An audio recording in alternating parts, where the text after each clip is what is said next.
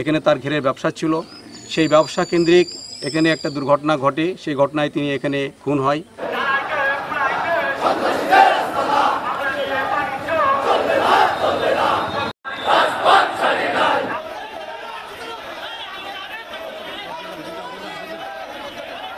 আজকে যদি বিএনপির নেতৃবৃন্দ নামে, যুবদলের নেতৃবৃন্দ নামে মামলা হবে, তবে কেন ওইখানে হিন্দু বাড়িতে অগ্নিসংযোগ করা হলো, কেন সেখানে লুটপাট করা হলো?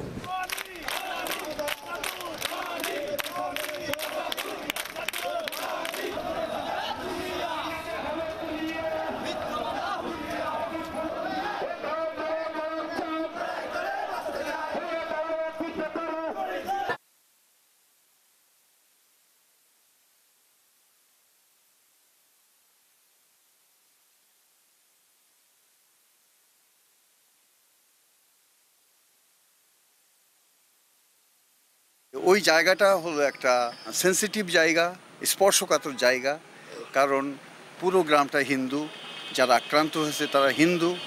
ফলে এটা সাম্প্রদায়িক কোনো ঘটনা না, কিন্তু এটা যে আক্রান্ত হয়েছে যাতে সাম্প্রদায়িক সম্প্রীতি বিনষ্টের কোনো কারণ না হয়, সেই জন্যে পুলিশকে, সরকারকে হত্যাকারীর শনাক্ত করা এবং যারা লুটপাট অগ্নিসংযোগ করেছে তাদের বিচারের আওতায় আনা উচিত। এ পর্যন্ত সরকার যেটুকু ভূমিকা পালন করেছে সন্তোষজনক। এটা আরও যাতে জটিল রূপ না করে সেই জন্য আপনাদের মাধ্যমে আমরা সরকারকে আহ্বান জানাচ্ছি। দীর্ঘদিন ফাঁসিবাদের বিরুদ্ধে আন্দোলন করেছেন তরিকুল ইসলাম। এখানে তার ঘেরের ব্যবসা ছিল। সেই ব্যবসা কেন্দ্রিক এখানে একটা দুর্ঘটনা ঘটে। সেই ঘটনায় তিনি এখানে খুন হয়। কিছু কুচক্রী মহল, সন্ত্রাসী, তারা পরিকল্পিতভাবে তাকে খুন করেছে। খুনের পরিপ্রেক্ষিতে আবার এখানে সাধারণ অনেক সনাতন ধর্মের অনেক ভাই এবং বোনদের বাড়িতে যে আগুন ধরে দেওয়া হয়েছে সেটা আমরা দেখলাম। প্রায় 18-20টা বাড়ি একেবারে ভূষিত হয়ে গেছে।